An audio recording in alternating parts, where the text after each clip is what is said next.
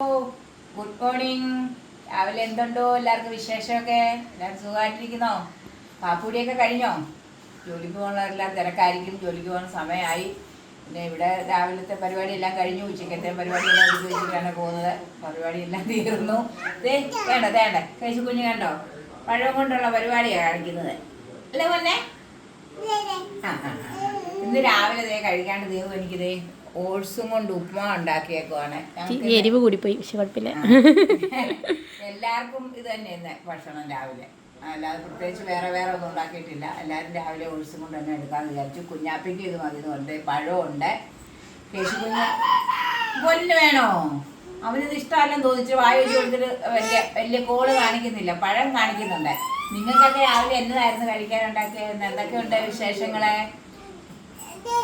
എന്നാ കേശുവിൻ്റെ കാര്യങ്ങളാണ് അപ്പടി പറയാനുള്ളത്. കേശുവിന് എല്ലാം കൊച്ചിൻ്റെ വണ്ടികളെല്ലാം കിടക്കുന്നുണ്ട്. രാവിലെ ഈ വണ്ടിയിലെല്ലാം കയറ്റി കേശുവിനെ ഓടിക്കണം.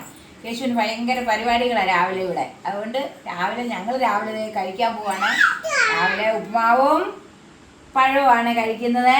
അതുകൊണ്ട് എല്ലാവരും ഓടി വായോ, കാപ്പി കുടിക്കാം.